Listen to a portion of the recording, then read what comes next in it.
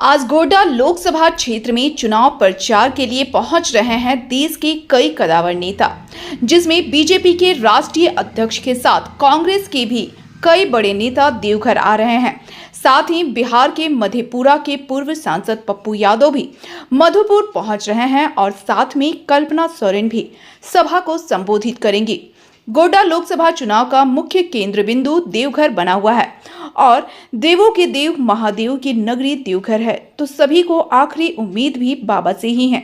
लोग तो यह भी कहते हैं कि यहाँ रावण का घमंड टूटा था तो घमंडी नेताओं का भी घमंड टूटेगा। इसी को लेकर देवघर में झारखंड के शीर्ष नेताओं के साथ राष्ट्रीय नेताओं और केंद्रीय मंत्रियों का भी जमावड़ा लगा हुआ है। देर रात निरहुआ और आम्रपाली दुबे का रोड शो हुआ और आज बीजेपी के राष्ट्रीय अध्यक्ष जेपी नड्डा का रोड शो होना है। साथ ही कई राज्यों के मंत्री विधायक भी कैंपेनिंग कर रहे हैं। वहीं इंडिया गठबंधन भी अपनी मजबूती के साथ चुनाव प्रचार में जुटे हुए हैं और कांग्रेस प्रत्याशी प्रदीप यादव का भी रोड शो देर रात में देवघर के टावर चौक से मंदिर मोड़ तक हुआ, जिसमें भारी संख्या में देवघर के तीर्थ पुरोहित समाज के लोगों ने समर्थन दिया और पूर्व केंद्रीय मंत्री, झारखंड के कई मंत्री, विधायक और पार्टी के प्रवक्ता, प्रदेश अध्यक्ष तमाम लोग लगातार कैंप कर रहे हैं।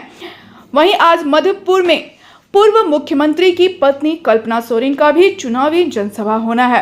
गोड्डा लोकसभा चुनाव में राष्ट्रीय ओबीसी मोर्चा भी बढ़ चढ़कर काम कर रही है और उसकी प्रदेश अध्यक्ष राजेश गुप्ता लगातार कैंप कर ओबीसी, एससी, एसटी को उसके हक अधिकार के बारे में बता रहे हैं। साथ में उन्होंने लोगों को संबोधित करते हुए कहा कि झारखंड प्रदेश क्यों बना था। अगर झारखंड राज्य अलग हुआ और यहाँ पर 14 सांसद चुने जाते हैं, सभी बाहरी ही चुने जाते हैं, तो फिर झारखंड राज्य क्यों बना। इस विषय के बारे में भी सोचने की जरूरत है। आइए सुनते हैं राष्ट्रीय ओबीसी मोर्चा के प्रदेश अध्यक्ष राजेश गुप्ता ने क्या कुछ कहा, क्यों इंडिया गठबंधन को सपोर्ट कर रहे हैं। जिंदाबाद जिंदाबाद राजेश गुप्ता जिंदाबाद जिंदाबाद जिंदाबाद। आपका संगठन राष्ट्रीय ओबीसी मोर्चा है और ओबीसी प्रधानमंत्री भी हमारे देश में अभी हैं, तो उसको छोड़ के आप इंडिया अलायंस को सपोर्ट कर रहे हैं, क्या वजह है? देखिए, प्रधानमंत्री माननीय नरेंद्र मोदी ओबीसी से हैं, लेकिन ओबीसी के हक अधिकार के प्रति असंवेदनशील हैं। उन्होंने 10 सालों में कोई भी ऐसा काम नहीं किया जिससे ओबीसी का अधिकार बढ़े, जबकि मैं कहता हूं कि कार्यकाल में ओबीसी का हक अधिकार में कटौती हुई है।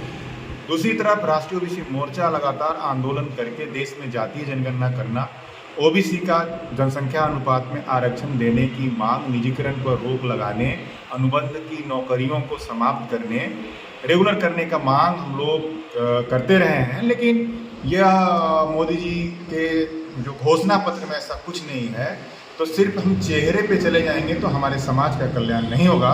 समाज के अधिकार प्राप्त करने के लिए हमने पूरे राज्य में इंडिया गठबंधन को समर्थन किया है। कांग्रेस से क्या उम्मीद है, क्या वो 27% आरक्षण देंगे? नहीं, कांग्रेस से यह उम्मीद है कि ये जाति जनगणना करने का पहली कड़ी है अधिकार प्राप्त करने का। तो उन्होंने हर मंच पे इंडिया गठबंधन दलों के शीर्ष नेताओं ने जाति जनगणना कराने की बखूबी मजबूती से जो है आवाज़ बुलंद किया है और आरक्षण की जो सीमा 50% है उसे खारिज करने का जो है वचन दिया है। इसलिए उन पर पूरा विश्वास है। अगर वो इस बात पे खरे नहीं उतरते हैं तो राष्ट्रीय ओबीसी मोर्चा उतने ही मजबूती से उनका विरोध करेगा। गोड्डा लोकसभा क्षेत्र से जो वर्तमान सांसद हैं उसके बारे में क्या कहेंगे? और देखिए, ये पूरी तरह से ओबीसी विरोधी हैं और ये जो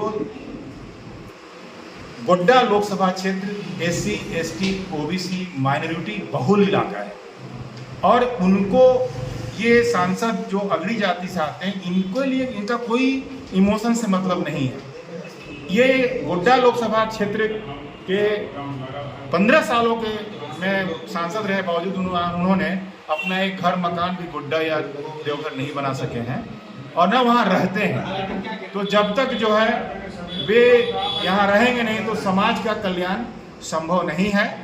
और ये हमारे समाज के लोगों से पैर धुलवाकर जो है ये पानी पिलवाते हैं। इतना घटिया काम कराना, और ये कारपोरेट की दलाली करते हैं। और यहाँ जितने भी लगे हुए हैं संस्थान आए हुए हैं, उनमें ओबीसी SC/ST का कोई भी प्रतिनिधित्व नहीं है। दूसरी तरफ प्रदीप यादव जी जो झारखंड में ओबीसी का आरक्षण बढ़ाने का लड़ाई सड़क से सदन तक उन्होंने वर्षों से लड़ा, और यही देखकर कि ये लड़ाई जो राज्य में लड़ रहे थे, इनको जब हम लोग जिताकर भेजेंगे तो वो ये लोकसभा में आवाज को बुलंद करेंगे। इसलिए हम लोग कहें तो इंडिया गठबंधन का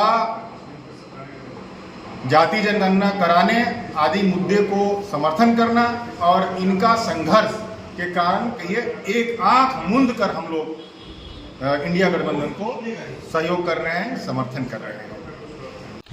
झारखंड की हर छोटी बड़ी खबर के लिए BKD न्यूज झारखंड के YouTube चैनल को सब्सक्राइब करें और Facebook पेज को फॉलो करें।